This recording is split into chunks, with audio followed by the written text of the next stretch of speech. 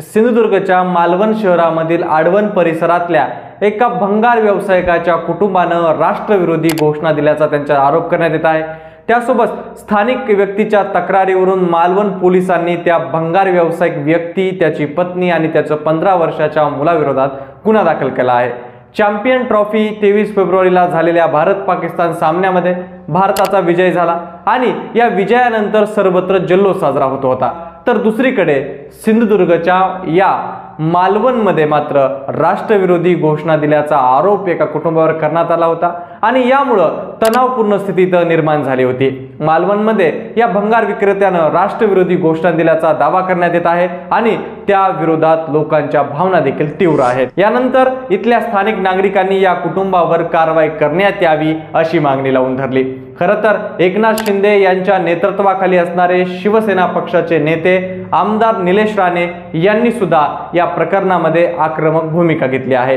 राष्ट्रविरोधी घोषणा देण्यात आल्याचा आरोप करत त्यांनी देखील कारवाईची मागणी केली आणि यानंतर मालवण नगर परिषदेने ही कारवाई करण्यात आली। या कुटुंबाचं कच्च्या स्वरूपात असलेलं घर याच्यावर बुलडोजर फिरवण्यात आलं आणि ते उद्ध्वस्त देखील करण्यात आलं। मग दुसरीकडे मालवण पोलिसांनी देखील या कुटुंबाला अटक केली होती, परंतु आता या कुटुंबाला जामीन मिळाला आहे। परंतु एकंदरीतच राष्ट्रविरोधी घोषणा आणि त्या संदर्भात त्यांचं पाडलेलं घर आणि या सगळ्या घटनामागे नेमकं कारण काय, नेमकं इथं घडलंय काय, हे सगळं आजच्या व्हिडिओच्या माध्यमातून आपण पाहणार आहोत। जय शिवराय, मी अभिषेक सोळुंके जनता महाराष्ट्रमध्ये आपल्या सर्वांचं अगदी मनापासून स्वागत करतो। चॅम्पियन ट्रॉफी भारत विरुद्ध पाकिस्तानचा सामना रविवारी दुबईमध्ये खेळला गेला। यामध्ये भारतानं दणदणीत असा विजय मिळवला। यानंतर संपूर्ण भारत देशामध्ये आनंद उत्सव साजरा होऊ लागला। याच दरम्यान मालवणमधील आडवण या भागामध्ये मात्र एका भंगार विक्रेत्यानं राष्ट्रविरोधी घोषणा दिल्याचा आरोप त्याच्यावर करण्यात आला। राष्ट्रविरोधी घोषणा केल्यानंतर त्या व्यक्तीवर, त्या कुटुंबावर कारवाई व्हावी, त्यांना जाब विचारायला इथले स्थानिक गेले असता त्यांनी अरेराव्याची भाषा केली असं सांगण्यात येत आहे। त्यानंतर काही स्थानिकांनी या विरुद्ध तक्रार केली। त्यांनी संतप्त या नागरिकांनी पोलिसांना देखील ही माहिती दिली आणि त्यानंतर पोलिसांनी या कुटुंबातील तिघांना ताब्यात घेतलं। दुसऱ्या दिवशी सोमवारी मालवणमध्ये या विरोधात सकल हिंदू समाजाने मोटरसायकलद्वारे निषेध रॅली काढली आणि या कुटुंबाच्या अटकेची मागणी केली। त्यानंतर मालवण पोलिसांनी या कुटुंबातील तिघांवर कलमाअंतर्गत गुन्हे दाखल केले आहेत। परंतु ताज्या माहितीनुसार आता या कुटुंबाला जामीन मिळाला आहे। ज्या कुटुंबावर अशा प्रकारच्या राष्ट्रविरोधी घोषणा दिल्याचा आरोप करण्यात येत आहे ते कुटुंब बेकायदा पद्धतीनं वास्तव्य करत होतं असा दावा आमदार निलेश राणे यांनी केला आणि तसं त्या संदर्भातील त्यांनी पत्र सुद्धा नगरपालिका प्रशासनाला निलेश राणे यांनी दिलं आहे। यानंतर मालवण नगर परिषद प्रशासनानं या भंगार विक्रेत्याच्या कुटुंबाचं घर अनाधिकृत होतं असं म्हणत त्या घरावर बुलडोजर फिरवला। ही कारवाई स्थानिक आमदार निलेश राणे यांनी प्रशासनाला पत्र लिहिल्यानंतर केल्याचंही मालवण नगर परिषदेचे मुख्याधिकारी यांनी सांगितलं। या घटनेनंतर मालवणमधील वातावरण अधिकच चिघळलं आहे।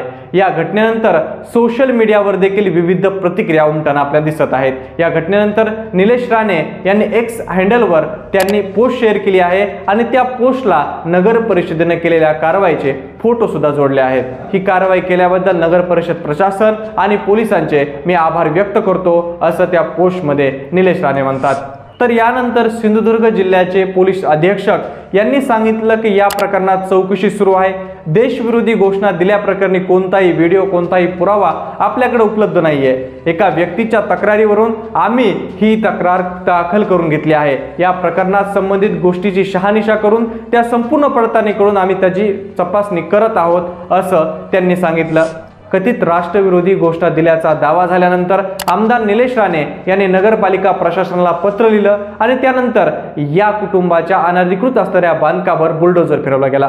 परंतु या कुटुंबावर जर त्यांनी अनधिकृत बांधकाम केलं होतं तर या प्रकरण घडण्याच्या अगोदर त्यांच्यावर कारवाई का करण्यात आली नाही? नेमकं आता राष्ट्रविरोधी घोषणा त्यांनी दिल्या होत्या का याचा कुठलाही पुरावा नसताना आणि असं अचानकपणे त्यांच्या घरावर कारवाई करणं हे योग्य आहे का? असे अनेक प्रश्न आता सोशल मीडियाच्या माध्यमातून उपस्थित होत आहेत। परंतु तुम्हाला काय वाटतं ते कमेंट करून सांगा आणि अशाच प्रकारच्या व्हिडिओसाठी आपल्या जनता महाराष्ट्र या YouTube चॅनल नक्की सबस्क्राइब करा।